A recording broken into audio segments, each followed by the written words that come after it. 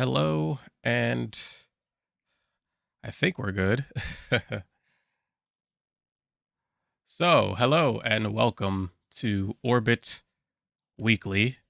If by some miracle you remember a long, long time ago, I used to do podcasts that were just called the Orbit Podcast. That was the first Orbit thing that I ever produced. And eventually life and everything just kind of got in the way, and it was kind of harder to get together with my friends to do the podcast. So I shelved it for I think a good couple of years. I don't know when the last time I did an Orbit podcast was, but I've decided to bring back the podcast thing, sort of, kind of, as Orbit Weekly, a companion to the main Orbit series.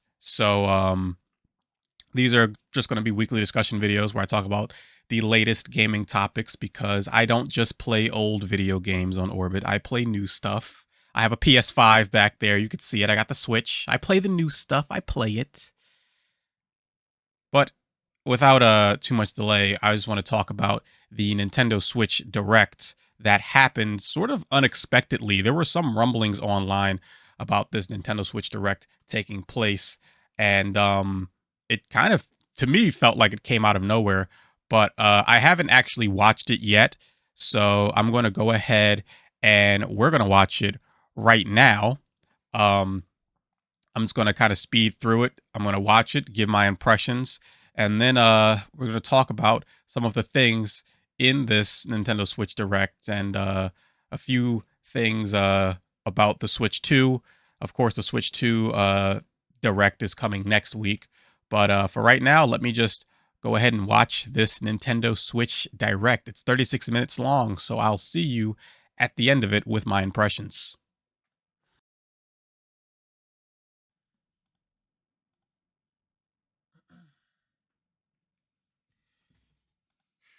All right. So that was the Nintendo Direct, and yeah, I mean, it was about what I expected. I didn't think I was going to be necessarily blown away by it. I've kind of sort of been, I don't want to say off Nintendo, but when it comes to the current landscape of video gaming platforms, be it PC, PlayStation 5, Xbox Series X, or Nintendo Switch, I hardly ever play my Nintendo Switch. I just think I just think the console is not for me.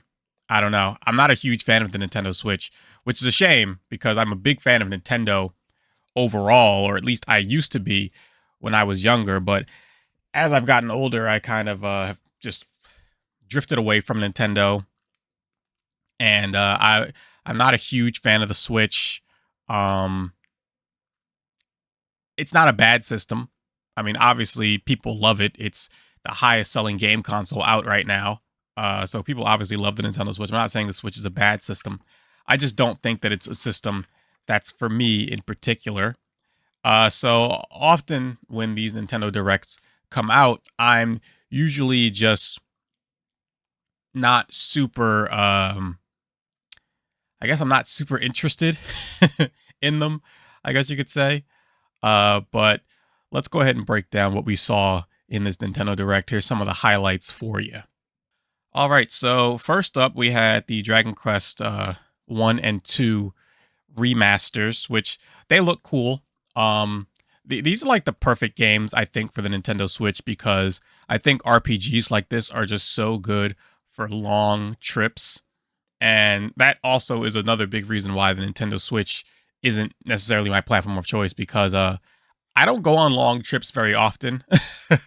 you know, I pretty much I go to work, I come home, I hang out, with friends and everything, and that's about it. I don't travel very often, so the portability of Nintendo Switch kind of doesn't work for me. It's not like I can play Nintendo Switch at work, um, or you know what I mean? Like even when I go out, like I don't want to have a Nintendo Switch with me when I'm going out. I'm, just if I were younger, I think I'd be all over the Switch. And Dragon Quest 1 and 2 seem like the perfect games. I've never really played I actually never played any Dragon Quest game. So that's interesting. That's the type of game that I look at, and I'm like, if this comes to like PlayStation, I'll probably get it on PlayStation because I want to get the trophies. Um, so if that comes to PlayStation, I'd be very happy about that. I'm not sure if it is or not. We had another game in the Somnium Files series, which I'm not familiar with that series at all. Looked kind of funky, looked kind of cool. And then there's the Raidu Remastered, which is like a Shin Megami Tensei game, I think. It's a Devil Summoner game, and I think the Devil Summoner stuff is related to Shin Megami Tensei. Of course, I'm sounding very ignorant, but I don't know. I don't play a lot of JRPGs. I don't know. I just don't know. But that looked kind of cool. Looked pretty interesting. If you're into the Shin Megami Tensei stuff, there's that. Now, I really wanted to talk about this one right here, this Shadow Labyrinth, which was the next game that was showed, because I saw this game a while back. I saw a short trailer for it a while back when it was initially announced, and I'm a huge Pac-Man fan, and this is like a Pac-Man Metroid slash Castlevania style game, and that sounds super weird, right? This is like it's like a Metroidvania game, but it's got Pac-Man elements spliced in, where you travel around with this little puck guy and you eat, I don't know, like ghosts or demons or giant machines. I don't know. It looks really cool. This is a game that's definitely going to be on my radar. This looks really interesting. I'm very interested to see uh what they've got cooking up with that game there. That's a really really strange one. Um, and then we also had Patapod 1 and 2 remastered, which was right after that. Which I've never played the Patapod games. I think when I was growing up, I think my sister had either my sister or my brother had Patapod on PSP growing up, because if you're not familiar, Patapod originally released on the PSP. They're these kind of funky rhythm games, and they have a very very strong cult following.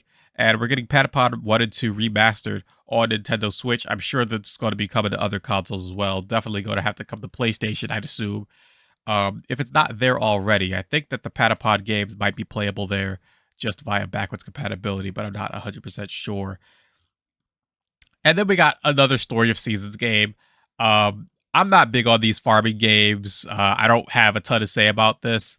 It's a farming game. If that's your thing, then check out the trailer. You probably like it. But I'm not too huge on the farming stuff myself. But next, after that, and sorry for disrespecting Story of Seasons, but this is my little handy dandy notebook here, and you'll notice that this is a Metroid notebook that I wrote my notes in for this direct. Metroid Prime 4. The long-awaited Metroid Prime 4. We've been waiting on Prime 4 for many, many years. It was announced so long ago. I don't even remember how long ago it was announced. It might have been like almost 10 years ago that game was announced. I think it was announced very, very early in the Nintendo Switch life cycle. It says it's supposed to be coming out 2025. Still no official date. I'm assuming maybe that's because it could be launching alongside the Switch 2. Maybe that's why they're not saying a date yet, because they don't want people to kind of put 2 and 2 together and say, oh, well, Prime 4 is probably coming out the same time as the Switch 2. They're probably trying to, figure a way that, just not saying the date yet. We could get the date as soon as next week. I mean, if they announce the release date for Switch 2, which I assume they would next week, but if they announce the date for Switch 2, they could just go ahead and say, yeah, Prime 4 is going to launch on Switch 2 as well. I was not that impressed by what I saw, I'll be honest. And it's not that the game looks bad. It's just that it's been so long since we had another Prime game. It's been so long since Prime 3. I just was kind of hoping for more. The world that you're traveling in here, Vuros, I think it's called, looks interesting. It looks pretty cool. And now Samus has psychic powers, which is neat. They always kind of try to throw a new little twist into the Prime games. The psychic powers here being the twist of this one. And yeah, that's really about it. That's about all there just wasn't really much very interesting in this trailer. It was just like, you're in a new location, now you got psychic powers. that was it. I don't think it was a very strong showing for this game. It didn't get me super excited for it. The only thing that really has me excited for Prime 4 is its namesake, that it's a Prime game, because I'm a huge fan of the Prime series.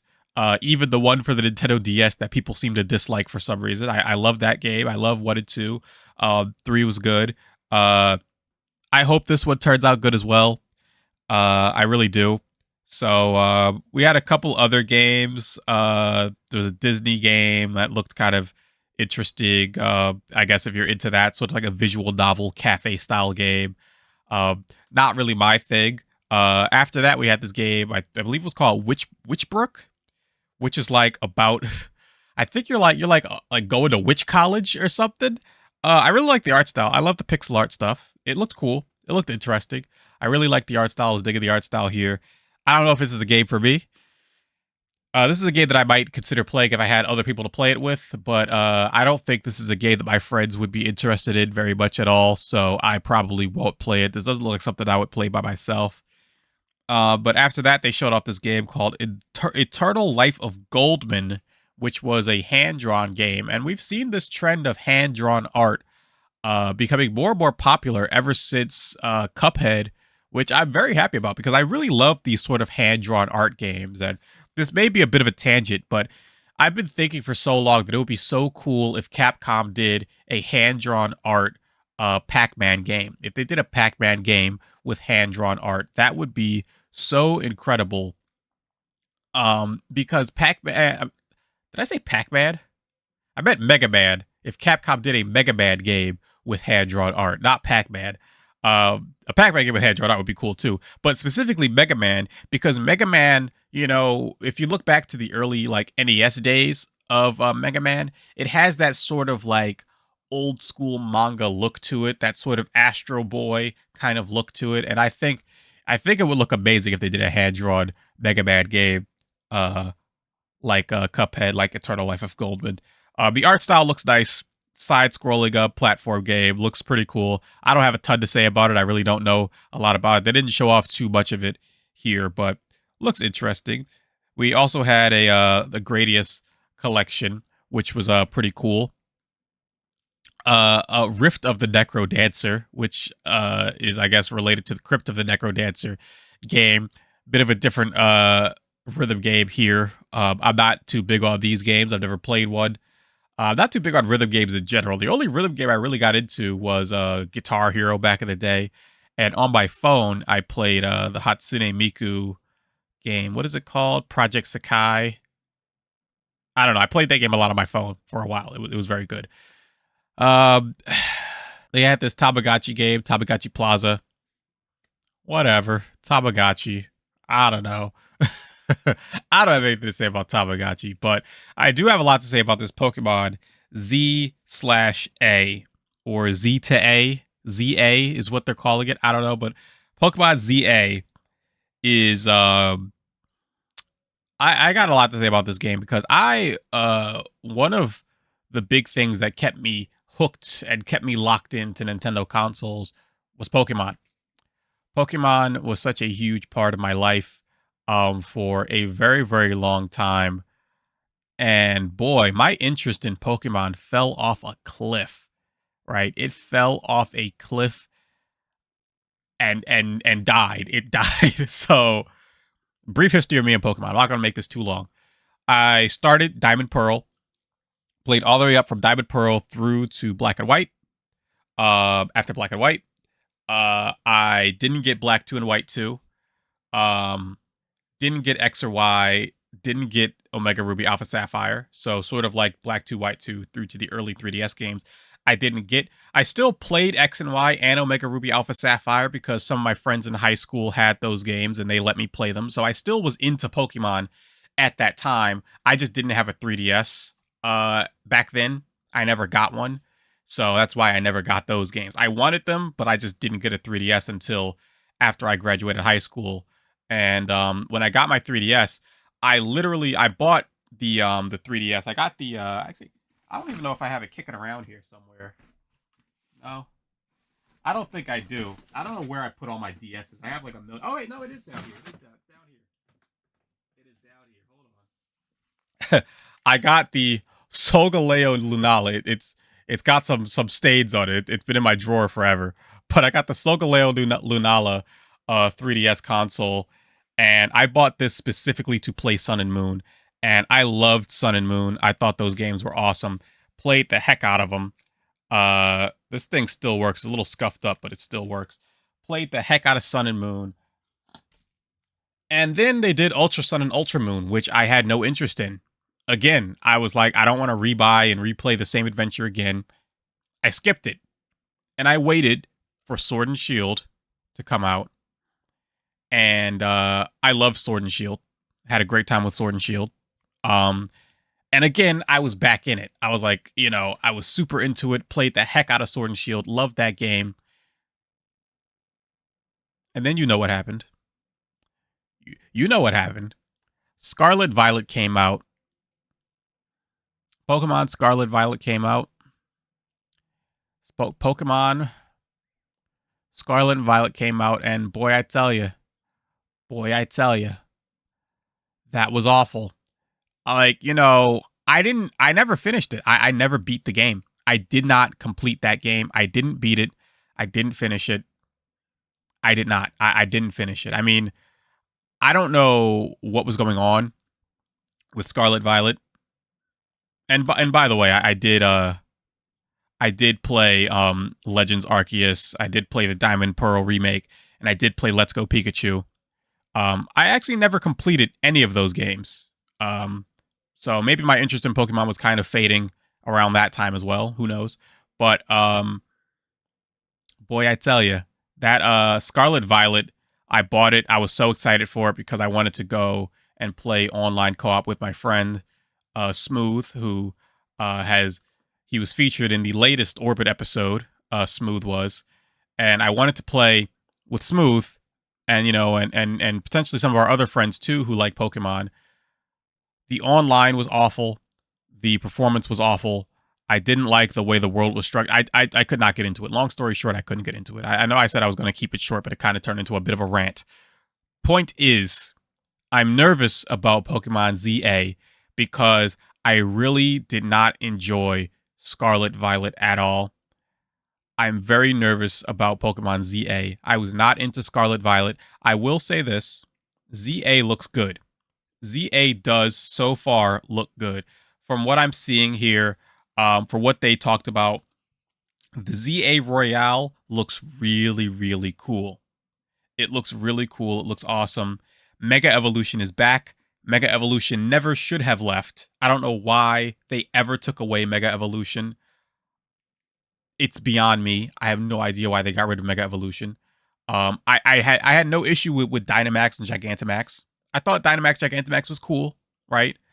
I was not into the whole crystal thing. I don't even know the terrestrialization or whatever it was in Scarlet Violet. I wasn't super into that, but Mega should have never left. Mega Evolution should have stayed forever. We don't have a date on this yet. It says it's coming late 2025. No date yet. Again, possibly because they're trying to sort of, plan around the Nintendo Switch 2. They don't want to give you a date and make you think, oh, the Switch 2 is launching with this Pokemon game, right? But no date on that. But the ZA Royale looks really cool. I like how they're experimenting with the combat system in Pokemon with these Legends games. I really think it's cool, and it's very refreshing to see. I'm cautiously optimistic. This is one of the ones where usually with Pokemon games, I buy them sort of blindly. I don't care about reviews. I don't care what other people have to say about these Pokemon games. It's Pokemon. Take my money. That's how I've been for years, for decades, right? With this one, I think that I'm going to wait and see what people have to say about this one, because Scarlet Violet to me was such a disaster that it made me lose a tremendous amount of faith in the Pokemon Company. I was deeply offended I was deeply offended. I took that personally. Moving on, another game series that I loved is coming back. It is Rhythm Heaven Groove, which is set to come out in 2026. I don't know why they announced it here. I guess it doesn't make a difference. Rhythm Heaven Groove is coming out, and I love the Rhythm Heaven series. These are just insanely fun rhythm games. And it's funny because I just now said earlier that I wasn't too big into rhythm games. I love the Rhythm Heaven stuff. These are so much fun. They're so creative, they're so quirky, they're so funny, and they're just so entertaining. I love the Rhythm Heaven games. I'm very happy to see this series coming back. And again, this is another series where if I took my Switch and traveled with it more, I would have Rhythm Heaven Groove on my Switch. And I'm very excited to see that back. I mean, I do have a Switch Lite, so maybe I'll start traveling with my Switch Lite. But Rhythm Heaven Groove looks awesome. I'm very excited about it. Uh, so now we have an announcement that wasn't necessarily a game announcement, right? These virtual game cards, which is going to be coming in an update in April. Virtual game cards, and it's a bit confusing for me. Uh, I'm not sure I fully understand why this is a thing. Um, so virtual game cards, it's like you can pretty much, and this is a cool thing, right? Now it's funny because I said before, right? I've said in the past to several people that with the Xbox One, I felt that Microsoft was so ahead of the curve, right? I felt that Microsoft was so ahead of the curve with everybody. Like I felt like the Xbox One was a system that was way ahead of its time. And this is just more proof that the Xbox One was way ahead of its time. Because if you recall, when the Xbox One first came out, Microsoft was talking about being able to sort of like digitally lend games to your friends, having a game, owning it digitally, and being able to digitally lend those games over to your friends, like lending them the license to that game, right? Remember that? Remember the Xbox One did that, and everybody was like, this is horrible. This is the worst thing ever. We hate you. Go jump off a cliff, Microsoft. And now Nintendo's doing that very same thing with these virtual game cards.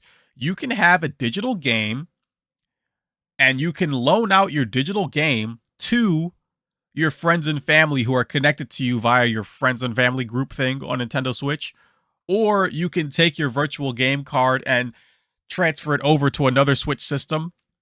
That part I didn't necessarily understand because I have multiple Switches and like I don't know, maybe I'm doing it wrong. I don't know, but I have multiple Switches and I would just re-download the games. I would just sign into my other Switch and just download the game onto my other Switch. I never had a problem doing that before. I'm not sure why I'd need a virtual game card to transfer over to my other Switch.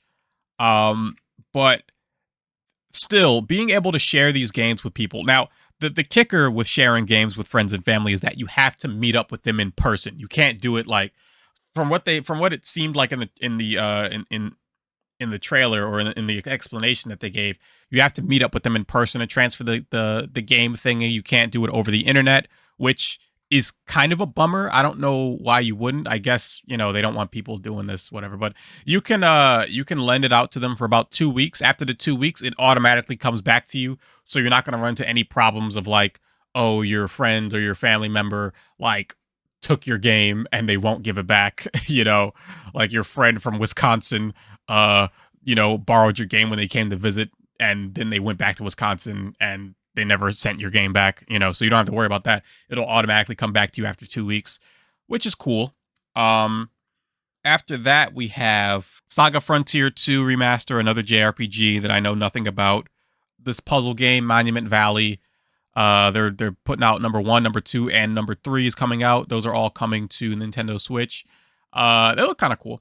That seems like the type of puzzle game that I'd buy if it was on sale.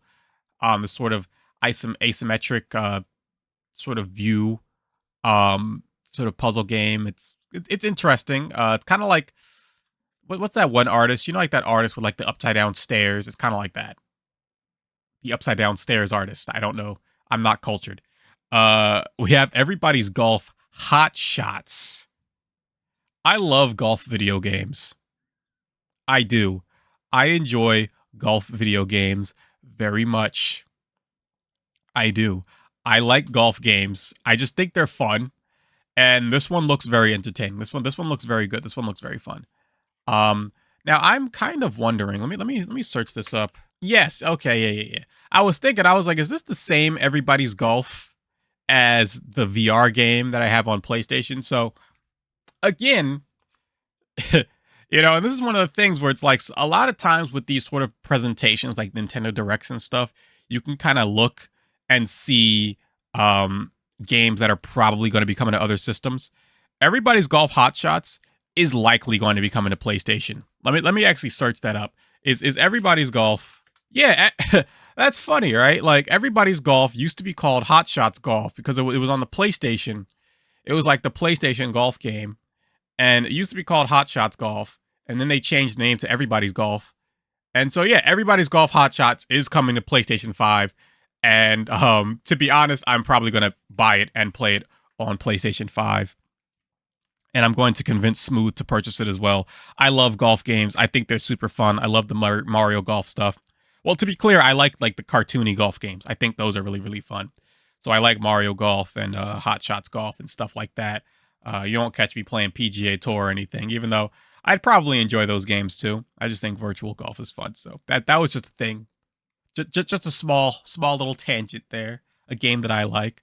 And another game that I like, and as I'm saying this, there's a lot of games here that I was really interested in, games that I really want to play. Marvel Cosmic Invasion. I believe these are the same people who did Shredder's Revenge, which I personally enjoyed very much. I thought that was a very fun game, a very fine Ninja Turtles beat 'em up game. Marvel Cosmic Invasion is basically, it's like the Shredder's Revenge game, but with Marvel superheroes. So you got some of the X-Men, you got Spider-Man, you got, I don't know, Iron Man, Captain America, etc., etc. That's pretty much it. It's like if you liked Shredder's Revenge and you also happen to like Marvel superheroes, this game is going to be fun for you. There's really nothing else that needs to be said. If you were a fan of Shredder's Revenge, you're probably going to like this game. This is one that I'm definitely going to be playing. Supposing it doesn't launch on Game Pass, I might wait for Game Pass. I'm not sure. I might pick it up when it comes out. I don't know yet, but Marvel Cosmic Invasion looks a lot of fun. I'm sure that's going to be coming to every platform available, just like Shredder's Revenge did. It's great. These are just great beat 'em up games. I love these old school arcade style games. I'm so glad these games are making such a comeback in today's day and age. I'm so glad that like retro and like arcade style stuff is coming back because beat 'em ups are so much fun, and having beat 'em ups with online co-op where you can play with your friends from your couch is amazing. I'm so happy that that's a thing now, that these things keep happening. I mean, we had Streets of Rage 4, which I absolutely loved that game. I adored that game. That game was amazing. You had Ninja Turtles, Shredder's Revenge. There was that Power Rangers game that came out, which I didn't get a chance to play yet. And now we've got this Marvel Cosmic Invasion. And they also did the Scott Pilgrim game. They did a remaster of that and re-release of that as well. So that's cool. But man, I love these beat 'em ups. I'm so glad to see these beat 'em ups coming back. And that's coming out sometime this year, I believe, as well.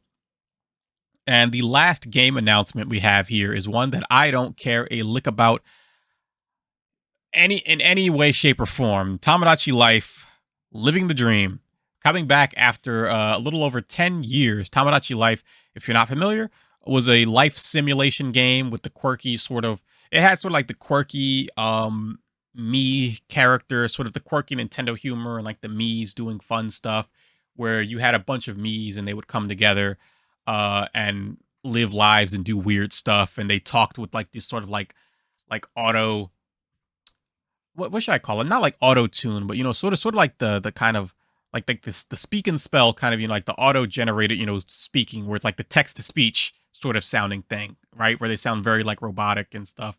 If you watch the trailer, you'll know exactly what I'm talking about as soon as you hear it. This is coming out in 2026, and you know, I liked Tomodachi Life on 3DS. I thought it was a cool game. I thought it was neat, and I thought it was fun. But the reason why Tomodachi Life was so good on 3DS was because it was on 3DS, right? 3DS had Street Pass, which was a huge component of Tomodachi Life. Street Pass was a big part of Tomodachi Life. It was a big part of what made the 3DS so cool. And I think Tomodachi Life also had some integration with Miiverse, I believe. I think I could be wrong about that, but I think it did have some integration with Miiverse. But Street Pass, being able to walk past people and have other people's Miis visit your Tomodachi Life world and being able to interact with other people's Miis through Tomodachi Life, that was such a huge part of what made the game so good on 3DS. And also just being able to take your 3DS around and, and sort of like swap Miis and, like, and have your characters visit other people's worlds and stuff like that was such a big part of the 3DS. This pocket size, even though this thing a little chunky, but this small pocket size compact thing, you can travel around, you can interact with players without actually having to interact with them via Street Pass. That was such a big, awesome thing on the 3DS. What is this? Some kind of line on this. Is that a scratch? Did this get scratched? Oh, no. It's just a crusty stain. I haven't used this thing in ages. It's just a crusty stain. What's the last game I was playing in here? It was Mario Kart 7. That was the last game that I played on this thing. Anyway, Street Pass, right? Street Pass was such a big part of that, and maybe they'll bring back Street Pass in Switch 2. I'm not optimistic about it. I think it would be a good move for them to do that. I don't see why they couldn't bring Street Pass back to Nintendo Switch 2. People want it. People have been saying that they want it ever since it was taken away. People obviously want it, right? You take your Switch with you anywhere you go. You interact and connect with other people. That's a great thing, and I think that the Switch 2 should have that. And I think that with Tomodachi Life living the dream, maybe that's the glimmer of hope for people who want Street Pass to come back. Maybe that's a little bit of a glimmer of hope that Street Pass will return. But yeah, I don't think I'm going to buy that game personally. I imagine it's going to be $60, and I don't want to spend $60 on Tomodachi Life. I think another reason why Tomodachi Life Living the Dream was such a cool game for the 3DS was because it was a pick up, put down kind of game. The Switch, for me, in my personal life, is not a pick up, put down kind of system. My Switch is usually always connected to the TV. I don't play in handheld mode very much because I think the Switch is just a bit too big and clunky for me to take with me every day. That's why I bought a Switch Lite, because I wanted a Switch Lite to have a system that I could pick up and take with me wherever I go. I wanted something smaller than the Switch, so I bought 3 Switches, y'all. I bought 3 of them things, okay? I bought the regular Switch when it came out, right? I got the Switch OLED, okay? I got the Zelda Tears of the Kingdom Special Edition Switch OLED. That's the one that I got. I got the Switch OLED, right? And then I got the Switch Lite, which was also a special edition. I got the other Zelda one. I like Zelda a lot, so I got both the Zelda Special Edition Switch consoles. I have a problem, help me, and I'm about to buy a Switch 2. I'm about to have 4 Switches in here. Send help. But the last thing that we had was Nintendo Today, which was, it's like an app.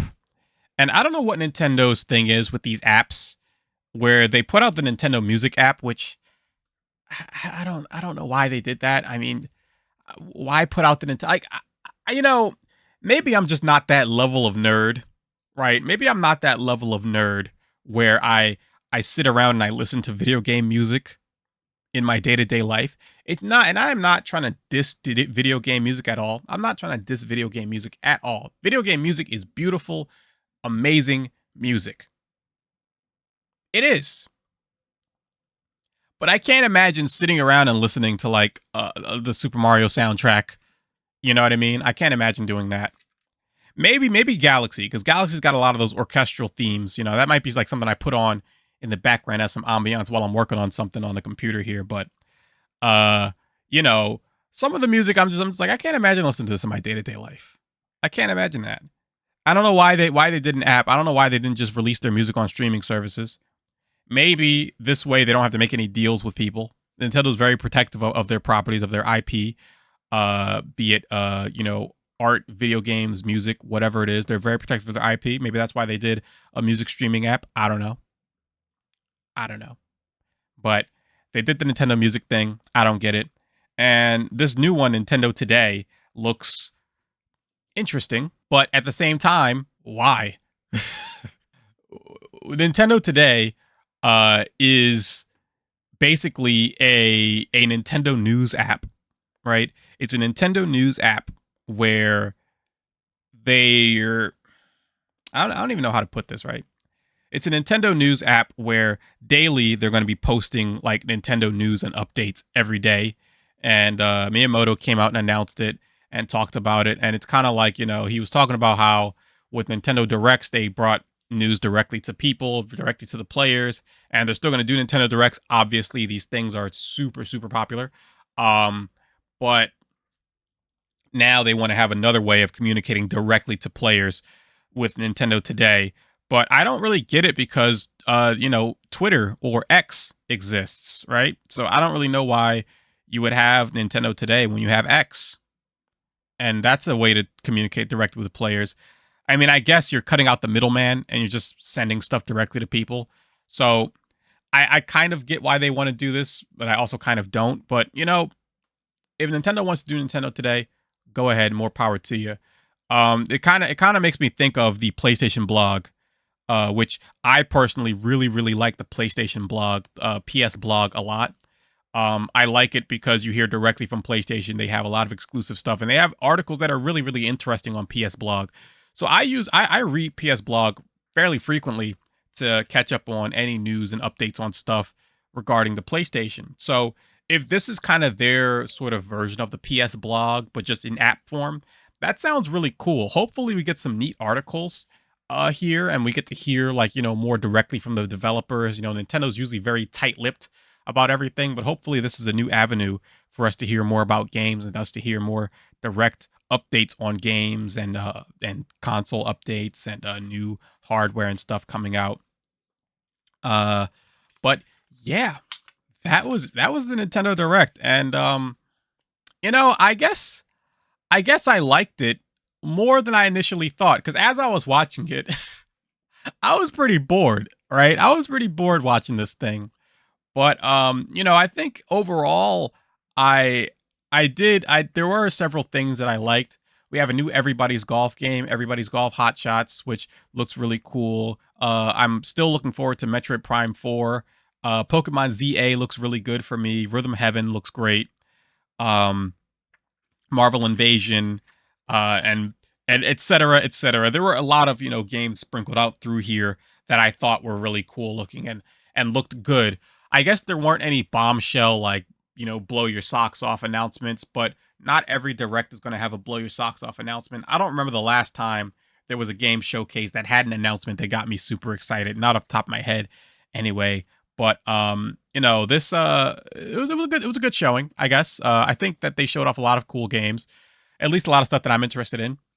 And now we wait for next week when the Nintendo Switch 2 is going to be shown off. And yes, there will be an Orbit Weekly episode based around the Nintendo Switch 2. I'd like to thank everyone. If you stayed this far into the episode, thank you very much for staying this far into the episode. I plan on doing an Orbit Weekly every single week. That's why it's called Orbit Weekly. It's supposed to happen every week, and most of the time they're probably going to be solo. Here and there, I might have Smooth come in, or maybe even David if I can get him. That's a deep cut if you remember David. If you watched any of the old Orbit podcasts from way, way, way, way, way back when, be aware of those old Orbit podcasts. I was a lot more unhinged. There was some foul language in those. Viewer discretion is advised. But if you stayed this late, thank you very much. And before I go, I just want to give a few quick updates on Orbit as a whole. And again, just what Orbit Weekly is. I want this to be sort of a weekly update show where I sort of talk about Orbit, and stuff that I'm working on for Orbit, and also talking about some of the current gaming news and topics. So you're going to hear about upcoming Orbit episodes, upcoming Orbit projects, and you're going to be hearing about the latest gaming topics. And this is not going to be I'm a very busy person in my day-to-day life. I'm very, very busy. I don't have a ton of time to do these things. So don't expect this to be like Destin Legary's channel where he talks about like everything all the time. This is just going to be sort of like I'm going to find a couple topics that I think are interesting, and I'm going to talk about those when I can, or weekly. Rick fell over. I just noticed that Rick fell over. But this is gonna sort of just be a show where I come on, talk about some gaming topics that have caught my interest, some recent stuff that's caught my interest. Sometimes it's going to be, of course, big news is going to be covered here. Got to cover the big stuff.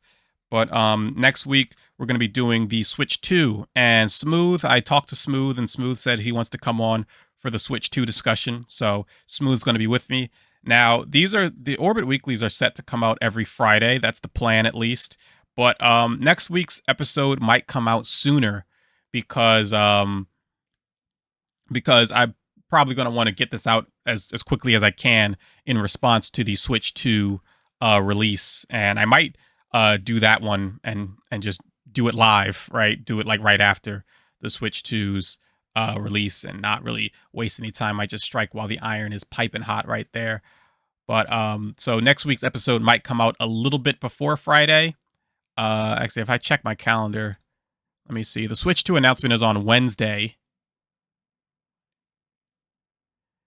Yeah, the Switch 2 announcement is on Wednesday, so the episode could come out on Wednesday, or it could come out on Thursday. I don't know yet. In any case, thank you all for watching, and hopefully we'll see you next week for another installment of Orbit Weekly. I'm still trying to work on the layout of everything. I'm not sure how I want everything to look, kind of, with this, so I'm still trying to work on that. This whole thing's a work in progress. Kind of threw it together semi last minute. There's some stuff, like if you noticed in the side here, the sort of waves, you can sort of see the waves clipping. I'm still working on trying to figure out how to stop that from happening. I might just have to make a longer clip with the waves. What am I doing? I'm rambling. I'll see you guys next week. Thanks for watching.